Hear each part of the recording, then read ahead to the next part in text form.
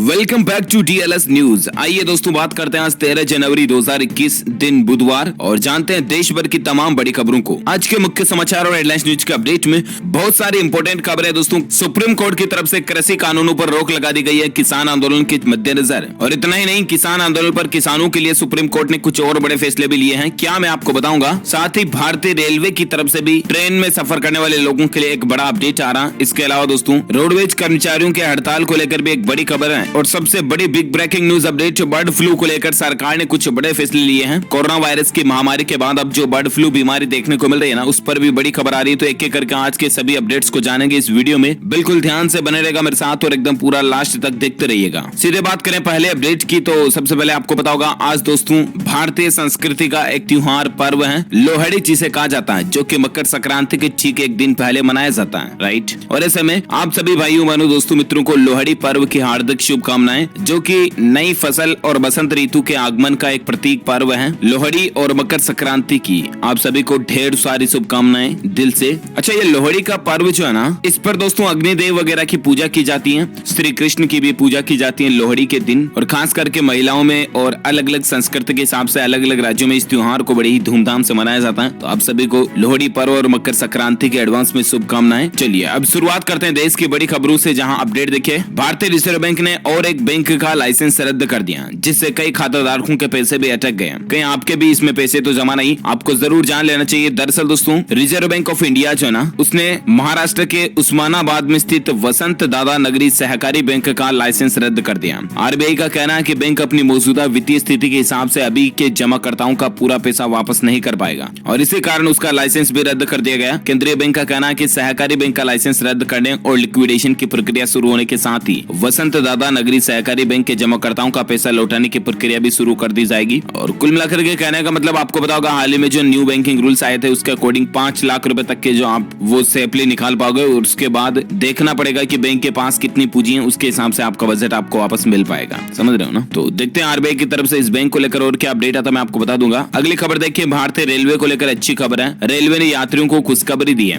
अब ऋषिकेश जम्मू तवी के बीच भी नई ट्रेन शुरू होने जा रही है। जी हाँ, इंडियन रेलवे की तरफ से एक नई रेलगाड़ी को चलाने का ऐलान किया गया है। रेलवे जो है अब जम्मू तवी योगनगरी और ऋषिकेश के बीच एक नई ट्रेन सेवा शुरू करने जा रहा है। अच्छी बात है। अच्छा दोस्तों, रेलवे की बात हो रही ना, तो रेलवे ने हाल ही में एक ट्वीट करके बात की जानकारी भी दी। देखिए जरा कि अगर आप रेलवे के ये नियम को तोड़ते हो तो 6 महीने की जेल की सजा भी हो सकती है और आप पर जुर्माना भी हो सकता है। आखिर नियम कौन सा? और नियम है दोस्तों पटरी पार करने का। जी हाँ, अगर आप हर कहीं से भी रेलवे की पटरी पार करते हो ना, तो आप जरा सावधान हो जाइए। आप ही की सुरक्षा के लिए रेलवे ने ये नया नियम भी बनाया है। हाल ही में रेलवे ने ट्वीट भी किया इसको लेकर। देखिए जरा कि अपनी सुरक्षा के लिए केवल निर्धारित स्थानों से ही रेल पटरियां पार करें। अगर आप रेल पटरी पार करते हुए पकड़े जाते हो तो रेल अधिनियम की धारा 147 के तहत 6 महीने की जेल अथवा 1000 रुपए तक का जुर्माना या दोनों हो सकते हैं। रेलवे का कहना है कि पटरियां कोई आम रास्ता नहीं है, इसलिए आप अपनी सुरक्षा के लिए निर्धारित स्थानों से ही रेल पटरियां पार करें। और अगर आपको कहीं जरूरत लगती है कि यहाँ पर ट्रैक को लांग करके जाना पड़ेगा, तो वहाँ पर भी सावधानी रखें, जैसे कि हेडफोन वगैरह लगाते हुए पटरियां क्रॉस ना करें आप। और इसके अलावा गाड़ी, बाइक, साइकिल वगैरह इनको भी पटरी से हर कहीं से क्रॉस ना करें आप। और बाकी इंडियन रेलवे का कहना है कि ऑफिशियल नियम ये कि आप एक प्लेटफॉर्म से दूसरे प्लेटफॉर्म पर स्विच करने के लिए भी सीढ़ियों वाले पुल या स्वचालित सीढ़ियों वगैरह का ही यूज करें। ट्रैक क्रॉस करना आपके लिए जानलेवा साबित हो सकता है। आप खुद की सुरक्षा को दुर्घटना की तरफ धकेलते हो, इसलिए प्लीज बी केयरफुल, सावधान रहें आप दोस्तों। और बाकी ये जुर्माना भी हो सकता है और जेल भी हो सकती है, ठीक है ना। और अगली खबर देखिए, कल ही आपको पता होगा स्वामी विवेकानंद जयंती थी और उस मौके पर प्रधानमंत्री नरेंद्र मोदी ने देश के युवाओं को मंत्र दिया। पीएम मोदी ने कहा कि स्वामी जी हमेशा शारीरिक और मानसिक ताकत पर बल देते थे, ये उनकी प्रेरणा रहे हैं और आज उसी पर फोकस किया जा रहा है। लीडरशिप पर वो कहते थे कि खुद से पहले टीम पर भरोसा करो। वहीं दोस्तों कल ही पीएम मोदी ने नेशनल यूथ पार्लियामेंट फेस्टिवल के दौरान भी कहा कि राजनीतिक वंशवाद देश का सबसे बड़ा दुश्मन बनता जा रहा। युवा राजनीति में आएंगे और तभी यह खत्म होगा। पीएम मोदी ने कहा कि पहले भ्रष्टाचार ही कुछ लोगों की पहचान बन गया था, अब देश ईमानदारों को प्यार दे रहा। जनप्रतिनिधि भी समझने लगे कि CV स्ट्रॉन्ग होना चाहिए। सरनेम के सहारे चुनाव लड़ने वालों के दिन लद गए हैं। कल ही युवाओं को संबोधित करते दौरान उन्होंने काफी कुछ बातें भी कही हैं। अच्छा, साथ ही अगली खबर देखिए दोस्तों, अब इस कंपनी ने भारतीय स्टेट बैंक SBI के साथ हाथ मिलाया है और इससे ग्राहकों को डिस्काउंट पर होम लोन वगैरह मिल जाएगा। वैसे भी SBI जो है अभी दूसरे बैंकों के मुकाबले काफी सस्ता होम लोन भी दे रहा है और प्रोसेसिंग फीस वगैरह पर भी छूट मिल रही है, राइट। लेकिन अब भारतीय स्टेट बैंक ने realty firm company Mahindra life space developers के साथ में पार्टनरशिप की है, साझेदारी की है, जिससे कि क्या दोस्तों के ग्राहकों को और भी आसानी से लोन मिल जाएगा। कंपनी ने इसके लिए एमओयू पर सिग्नेचर वगैरह भी कर दिए हैं। तो महिंद्रा लाइफ स्पेस और एसबीआई दोनों मिल करके अब घर खरीदने वालों को एक बेहतर अनुभव देगी, अच्छी बात है। साथ ही अगला अपडेट देखिए, जियो मार्ट के फ्रेंचाइजी पार्टनर बनेंगे किराना स्टोर्स। रिलायंस नहीं करेगी ग्रोसरी और एफएमसीजी प्रोडक्ट्स की डायरेक्ट बिक्री। जी हाँ, रिलायंस रिटेल कंपनी अपने ई कॉमर्स प्लेटफॉर्म पर पैकेज्ड फूड, ग्रोसरी और एफएमसीजी प्रोडक्ट्स की बिक्री नहीं करेगी। इन प्रोडक्ट्स की बिक्री के लिए कंपनी जो है वो किराना स्टोर्स को फ्रेंचाइजी पार्टनर्स की मदद लेगी, जो कि अपने आसपास के ग्राहकों को सीधे तौर पर इन उत्पादों की बिक्री कर सकेंगे। कहने का मतलब ये दोस्तों की जिस तरह से स्नैपडील, फ्लिपकार्ट वगैरह है ना, इन पर सेलर डायरेक्टली अपने प्रोडक्ट को सेल कर सकते हैं और कंपनियां खुद भी अपने प्रोडक्ट को सेल करती हैं। लेकिन जियो मार्ट अब इस तरह का नेटवर्क बनाने जा रही है जिसमें डायरेक्टली मतलब वो प्रोडक्ट सेल नहीं करेंगे, बल्कि किराना के जो दुकानदार हैं उनको बीच में एजेंट नुमा बनाएंगे और वो प्रोडक्ट लिस्टिंग करेंगे फिर जियो मार्ट वगैरह के ऊपर और उसी के अकॉर्डिंग प्रोडक्ट सेलिंग होगी। तो रिलायंस रिटेल ने अमेजोन, ग्रोफर्स और बिग बास्केट को देखते हुए अपनी रणनीति में बदलाव करने का फैसला किया। इससे एटलीस्ट कस्टमर और शॉपकीपर दोनों को फायदा होगा। तो ये देखते हैं आखिर कब तक देखने को मिलती है हमें। और बाकी अगली खबर देखिए दोस्तों, मौसम समाचार को लेकर अपडेट है। उत्तर भारत में अगले 4 दिन चलेगी शीतलहर, मौसम विभाग ने अलर्ट जारी किया। जी हाँ, जनवरी महीने में उत्तर भारत में गिरते तापमान और शीतलहर के कारण लोग सिकुड़ रहे हैं और इसी बीच भारतीय मौसम विज्ञान विभाग का कहना है कि अगले 4 दिन तक और भी ज्यादा शीतलहर चलने का अनुमान जताया जा रहा है। यानी कि दोस्तों ठंड अभी और भी ज्यादा बढ़ेगी, प्लीज सावधान रहें आप। मौसम विभाग का कहना है कि शीतलहर से ठिठुरन बढ़ी और कई जगहों के लिए येलो अलर्ट, ऑरेंज अलर्ट भी जारी किया गया। वैसे संपूर्ण भारत के आज 13 जनवरी 2021 के मौसम पूर्वानुमान की अगर बात करें ना, तो अगले 24 घंटों के दौरान तमिलनाडु के दक्षिण जिलों में भारी बारिश और गरज के साथ बौछारें गिरने की गतिविधियां रहने का अनुमान है। और इसके अलावा लक्षद्वीप, केरल, आंतरिक कर्नाटक, यहाँ पर भी हल्की बारिश हो सकती है। साथ ही अंडमान निकोबार, दक्षिण द्वीप और अरुणाचल प्रदेश के कुछ हिस्सों में भी बारिश देखने को मिल सकती है। और बाकी दोस्तों शीतलहर कहाँ कहाँ चल सकती है, तो पंजाब, हरियाणा, राजस्थान, दिल्ली और पश्चिम उत्तर प्रदेश के कुछ स्थानों पर ठंडी लहर, शीतलहर चलने की अनुमान जताई जा रही है और इसलिए कड़ाके की सर्दी तो अभी रहने ही वाली है। आप ध्यान रखें अपने खुद का और खास करके छोटे बच्चे, बच्ची और बड़े बुजुर्ग अगर आपके घर में है तो प्लीज उनके प्रति आप खास ध्यान रखें, क्योंकि ठंड में जुकाम वगैरह लग गया तो फिर आपको पता है। अच्छा चलिए अब नजर डालते हैं देश से जुड़ी कुछ और बड़ी खबरों में, जहां अपडेट सबसे पहले मैं आपको बता देता हूँ सराफा बाजार में सोना चांदी का रेट क्या चल रहा है। तो आज फिर से सोने और चांदी के भाव में गिरावट देखने को मिली है। जी हाँ, सोना लगभग ज्यादा नहीं टूटा, 14 रुपए टूटकर 49,328 रुपए प्रति 10 ग्राम पहुंच गया। जबकि चांदी में दोस्तों 155 रुपए की गिरावट आई और उसके बाद चांदी का रेट अभी 65,400 रुपए प्रति किलोग्राम पहुंच गया। ओके, तो ये रहा gold and silver price today news update. और आइए अब बात करते हैं दोस्तों कोरोना वायरस को लेकर क्या कुछ खबरें चल रही हैं। तो देखिए अपडेट, अब केवल 2 ही राज्यों में 50,000 से ज्यादा मरीज बचे हैं और एक्टिव केस के मामले में भारत जो है वो 14वें नंबर पर पहुंच चुका है। तो ये राहत की बात है दोस्तों की भारत में जो धीरे धीरे कोरोना के मामलों की संख्या घट रही है। और वहीं वैक्सीन को लेकर भी अपडेट चल रहा है कि राजधानी दिल्ली समेत 13 शहरों में कोरोना की वैक्सीन की पहली खेप पहुंच चुकी है। ये सरकार को 200 में मिलेगी और प्राइवेट मार्केट तक इसको 1000 रुपए तक में उपलब्ध कराने का खर्चा वगैरह बैठ जाएगा, क्योंकि वैक्सीन का ट्रांसपोर्टेशन वगैरह और इसका वापस फ्रीजिंग वगैरह का जो एक्सपेंसेज है वो भी तो अपने को ही पे करना है ना। तो इसलिए कस्टमर को 1000 रुपए तक में मिलने की संभावना है। और बाकी दोस्तों भारत में आज के ताजा कोरोना आंकड़ों की अगर बात करें ना, तो देखिए पिछले 24 घंटों के दौरान 15,900 के लगभग नए मामले देखे गए। ये कल रात का 3:30 बजे तक का आंकड़ा है ये। उसके अनुसार भारत में 15,900 नए संक्रमित मामले देखे गए और उसके बाद अभी कुल संक्रमित केस की संख्या जो है वो 1,04,95,000 से भी ज्यादा पहुंच चुकी है, जिसमें से 2,11,000 एक्टिव केस चल रहे हैं, यानी कि सक्रिय हैं अभी जिनका इलाज चल रहा है, जबकि 1,01,00,000 से भी ज्यादा मरीज ठीक हो चुके हैं। वहीं इस वायरस के कारण भारत में जान जाने वाले लोगों की संख्या का आंकड़ा 1,51,564 से भी ज्यादा पहुंच चुका है। तो ये रहा भारत में दोस्तों आज का ताजा कोविड डेटा, राइट। अच्छा, वहीं बर्ड फ्लू को लेकर भी यहाँ पर कुछ बड़े अपडेट्स आप देख पा रहे। राजस्थान राज्य में और 626 पक्षियों की मौत हुई है। अब तक बर्ड फ्लू ने 16 जिलों में पैर पसार लिए हैं, राजस्थान का ये आंकड़ा है। और बाकी दोस्तों आपको पता होगा तकरीबन 10 राज्यों में ये बर्ड फ्लू फैल चुका है। और इसी बर्ड फ्लू को देखते हुए केंद्र सरकार ने राज्यों से ये भी कहा कि पीपीई किट का पर्याप्त स्टॉक वगैरह बनाए रखे राज्य सरकारें। आपको बता दूं अब तक 10 राज्यों में, जिसमें शामिल है राजधानी दिल्ली सहित महाराष्ट्र, उत्तराखंड, उत्तर प्रदेश, केरल, राजस्थान, मध्य प्रदेश, हिमाचल प्रदेश, हरियाणा और गुजरात, इन राज्यों में बर्ड फ्लू वायरस की पुष्टि हो चुकी है। और यहाँ पर पक्षियों के मारे जाने के बाद लेबोरेटरी में जांच की गई, तब पता चला दोस्तों कि बर्ड फ्लू आ चुका है, समझ रहे हो ना। अच्छा, बाकी इसके अलावा बर्ड फ्लू के चलते राजधानी दिल्ली में बाहर से डिब्बे में आने वाली चिकन पर भी रोक लगा दी है। और वहीं दोस्तों उत्तराखंड सरकार ने भी हरियाणा और हिमाचल प्रदेश से होने वाले मुर्गे और अंडों के आयात पर भी रोक लगा दी है। ये सब कार्यवाहियां और रोक वगैरह जो है बर्ड फ्लू के कारण ही लगाई जा रही है और बर्ड फ्लू के कारण इसीलिए अंडा और चिकन की बिक्री में धड़ाम से गिरावट भी देखी जा रही है। वहीं दोस्तों बर्ड फ्लू अब जंगलों तक भी पहुंच चुका है, इससे कई सारी प्रजातियां विलुप्त हो सकती हैं, खत्म हो सकती हैं, ऐसा भी डर बन रहा। तो बर्ड फ्लू का कहर भी अभी भी हमारे देश में बढ़ता जा रहा। आप भी सावधान रहें, मरे हुए पक्षी के आसपास ना जाएं और पोल्ट्री फार्म वगैरह में विजिट करने भी ना जाएं आजकल आप। और इसके अलावा अगर आप चिकन अंडा वगैरह ये नॉनवेज वगैरह खाते हैं ना तो जरा संभल कर खाएं। WHO का कहना है कि कम से कम 70 डिग्री सेल्सियस पकाने के बाद इनको यूज करें आप, अदरवाइज आप भी संक्रमित होने की संभावनाओं में रह सकते हैं। समझ रहे हो ना? तो इन बातों का कुल मिलाकर के ध्यान रखें और ख्याल रखें खुद का और अपने परिवार का। ओके, चलिए साथ ही बात करें अगली खबर में। तो अपडेट देखिए दोस्तों, किसान आंदोलन को लेकर सबसे बड़ी बिग ब्रेकिंग न्यूज अपडेट है। सुप्रीम कोर्ट ने नए कृषि कानूनों पर रोक लगाई है, अस्थायी रूप से रोक है हालांकि ये। अब आगे क्या प्लानिंग है? तो दरअसल दोस्तों सुप्रीम कोर्ट ने नए कृषि कानूनों पर फिलहाल तक के लिए रोक लगा दी और इसके बाद सुप्रीम कोर्ट ने एक नई कमेटी का गठन करने का फैसला किया।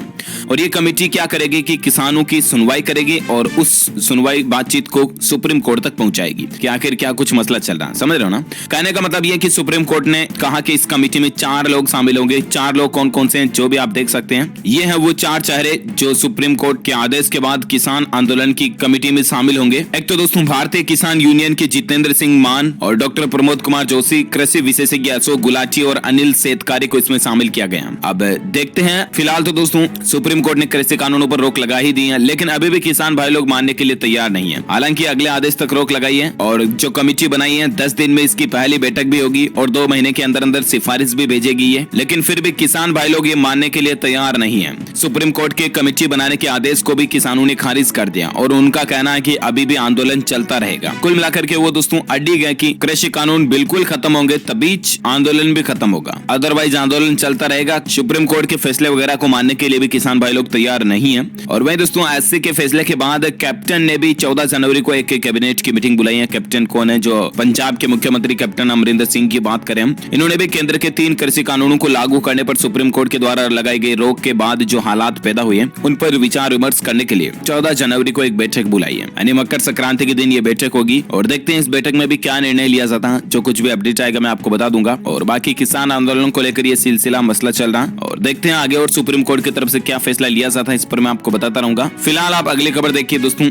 आपको पता होगा हाल ही में जो 2 दिन पहले डोनाल्ड ट्रंप का ट्विटर अकाउंट सस्पेंड किया था ना, उससे ट्विटर का मार्केट के $5 बिलियन गिर गया। शेयरों में बड़ी गिरावट देखी गई। मतलब देखिए ट्विटर के शेयर में करीब 12% तक की गिरावट देखने को मिली है और ये वाकई में कोई छोटी मोटी गिरावट नहीं है। इससे ट्विटर के मार्केट कैप को $5 बिलियन का नुकसान भी हुआ। और ट्विटर में ही नहीं दोस्तों, कई सारी टेक्नोलॉजी की दिग्गज कंपनियों में बड़ी गिरावट आई सिर्फ इस एक फैसले के चलते। अच्छा, साथ ही अगली खबर देख सकते हैं आप। उत्तराखंड राज्य में आज से प्रदेश भर में यानी राज्य में रोडवेज कर्मचारियों की हड़ताल होने जा रही है। बसें वगैरह नहीं चलेगी, रोडवेज बसें वगैरह नहीं चलेगी। दरअसल उत्तराखंड रोडवेज कर्मचारी यूनियन ने सभी डिपो में पहली बस सेवा से ही हड़ताल का ऐलान किया। वहीं परिवहन निगम ने कर्मचारी यूनियन को वार्ता के लिए भी बुलाया है और ये वार्ता के बाद बुधवार को यूनियन आगे क्या फैसला लेगी देखेंगे। बाकी दोस्तों 5 दिन से कई जगहों पर हड़ताल की जा रही है और अब आज 13 जनवरी से तो पूरे राज्य में हड़ताल शुरू होने जा रही है। इसमें करीब 3500 कर्मचारी जो हैं यूनियन से जुड़े वो हड़ताल में शामिल होंगे और ड्राइवर और कंडक्टर भी हड़ताल में शामिल हैं। इनके कुछ मांगे हैं तो देखते हैं यूनियन के द्वारा मांगों को पूरी किया जाता है तो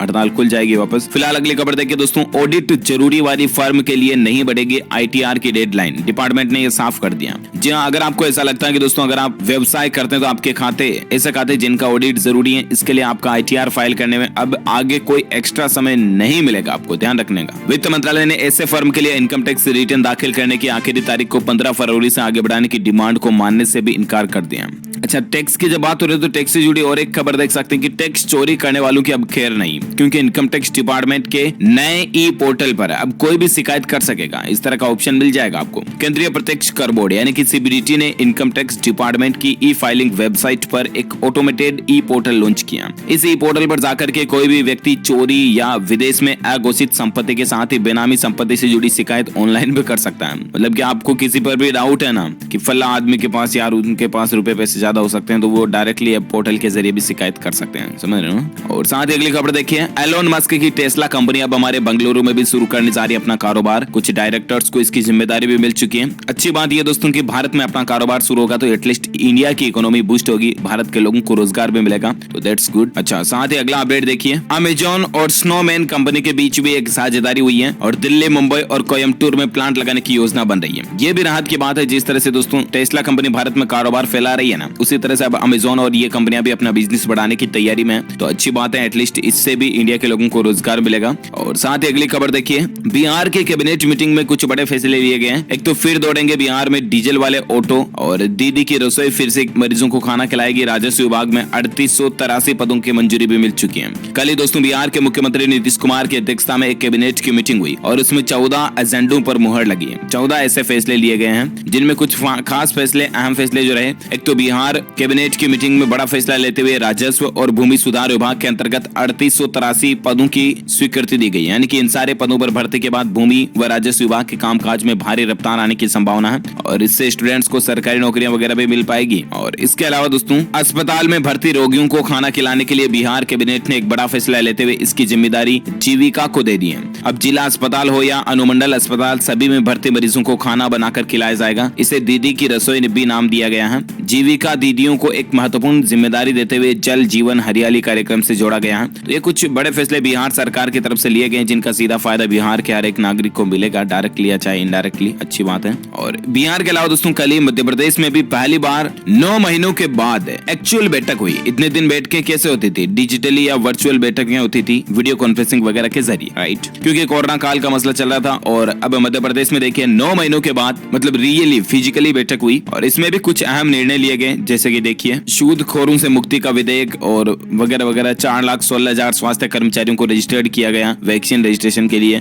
और भी कुछ फैसले हैं, जैसे कि आप देख सकते हैं कुछ पॉइंट्स और हाइलाइट्स। इसके अलावा साहूकार दे सकेंगे ऋण। मध्य प्रदेश के मुख्यमंत्री का कहना दोस्तों कि ग्रामीण ऋण मुक्ति विधेयक 2020 में वैध लाइसेंस धारी साहूकार जो हैं वो सरकार की ओर से तय ऋण दर पर लोन वगैरह दे सकेंगे और किसान भाई लोग भी मजदूरों को ऋण वगैरह दे पाएंगे, उन पर कोई बंधन ऐसा नहीं रहेगा। तो ये कुछ फैसले जो हैं एमपी कैबिनेट मीटिंग में भी लिए गए हैं। और बाकी दोस्तों 30 और 31 जनवरी को गृह मंत्री अमित शाह जो बंगाल दौरे पर जाने की भी प्लानिंग बना रहे हैं, क्योंकि टीएमसी और बीजेपी इन दोनों पार्टी के बीच महापुरुषों को लेकर घमासान जारी है पश्चिम बंगाल में चुनाव से पहले ही। और इसी घमासान के बीच अब 30-31 जनवरी को गृह मंत्री अमित शाह बंगाल दौरा भी कर सकते हैं। साथ ही खबर देखिए, एलजी कंपनी ने एक सम्मेलन में CES 2021 जो है ना बड़ा इलेक्ट्रॉनिक शो, इसमें कुछ नए प्रोडक्ट्स पेश किए, जैसे कि एक तो फ्रिज के अंदर का सामान जो है वो डोर नॉक करते ही दिख जाएगा, मतलब कि ट्रांसपेरेंट दरवाजे वाला फ्रिज आपको देखने को मिलेगा। इसके अलावा कुछ रोबोटिक डिवाइसेस भी होंगे जो आपके घर को सैनिटाइज करेंगे, समझ रहे हो ना। और इसके अलावा भी कई सारे इनोवेटिव इलेक्ट्रॉनिक्स गैजेट्स आइटम्स जो हैं एलजी ने इस इलेक्ट्रॉनिक शो के दौरान पेश किए, जो कि उम्मीद आपको साल 2021-22 तक देखने को मिल सकते हैं। बाकी दोस्तों एजुकेशन को लेकर एक खबर है, देखिए आरआरबी एनटीपीसी के एडमिशन कार्ड जारी हो चुके हैं। एनटीपीसी फेज 2 परीक्षा के लिए 27 लाख अभ्यर्थी तकरीबन इसके लिए एग्जाम देंगे। आप ऑफिशियल वेबसाइट के जरिए जो भी आपका आरआरबी का रीजन है उसके ऑफिशियल पोर्टल के जरिए अपने एडमिशन कार्ड डाउनलोड कर सकते हैं। आपको बता दूं कंप्यूटर आधारित परीक्षा सीबीटी जो है ना, कंप्यूटर बेस्ड टेस्ट एग्जाम, ये 16 जनवरी 2021 से शुरू होना है। तो उससे पहले आप अपना एडमिशन कार्ड वगैरह डाउनलोड करके बी रेडी। एंड आप सभी को बेस्ट ऑफ लक हमारी DLS न्यूज टीम की तरफ से, अगर आप एग्जाम वगैरह देने जा रहे हैं तो। और इसी के साथ ही दोस्तों और एक खबर देख सकते हैं आप, महिला उद्यमिता प्लेटफॉर्म को बढ़ावा मिलेगा। नीति आयोग ने फ्लिपकार्ट के साथ हाथ मिलाया है। जहां वॉलमार्ट के स्वामित्व वाली कंपनी फ्लिपकार्ट ने सोमवार को कहा कि उसने महिला उद्यमिता प्लेटफॉर्म का नया संस्करण लॉन्च करने के लिए नीति आयोग के साथ पार्टनरशिप की है। कंपनी ने एक बयान में इस बात की जानकारी दी है, महिला उद्यमिता मंच अपनी तरह का एक पहला एकीकृत पोर्टल है जो कि देश के विभिन्न भागों से महिलाओं को उद्यमिता आकांक्षाओं को साकार करने के लिए जोड़ता है। ये कुल मिलाकर के दोस्तों एटलीस्ट माताओं बहनों के लिए बड़ी ही अच्छी बात है कि महिलाओं को आगे बढ़ाते हुए आत्मनिर्भर करने के तौर पर महिलाओं के लिए मतलब एक अच्छी पहल है ना। और ओके दोस्तों, तो इसी के साथ ही आज दिन भर की तमाम बड़ी खबरें, मुख्य समाचार, छोटा ब्रेकिंग न्यूज का अपडेट वीडियो यही फिनिश करते हैं। और इस वीडियो को लाइक करना यार, शेयर भी करना अपने दोस्तों के साथ फेसबुक और व्हाट्सएप पर। और अगर आप DLS न्यूज चैनल पर पहली बार आए हैं ना तो चैनल को सब्सक्राइब करके बेल आइकन तो दबा ही देना। और हाँ, आप मुझे नीचे कमेंट करके जरूर बताना कि हम सांस लेते हैं उस दौरान कौन से गैस हमारे शरीर के अंदर खींचते हैं, यानी कि सांस में कौन से गैस लेते हैं। तो जो लोग इस सवाल का सही जवाब इस वीडियो के नीचे कमेंट बॉक्स में देंगे ना वो रैंडमली सेलेक्ट किए जाएंगे हमारी DLS न्यूज टीम की तरफ तरफ से और आप जीत सकते हैं एक शानदार सरप्राइज गिफ्ट जो कि गिव अवे में आप तक पहुंचे दिया जाएगा। और इसके साथ ही वीडियो को लाइक शेयर करके चैनल को सब्सक्राइब करके बेल आइकन तो दबा ही देना। ओके, मिलता है अगले नेक्स्ट वीडियो में, तब तक के लिए thank you, take care, good bye, जय हिंद, जय भारत, वंदे मातरम।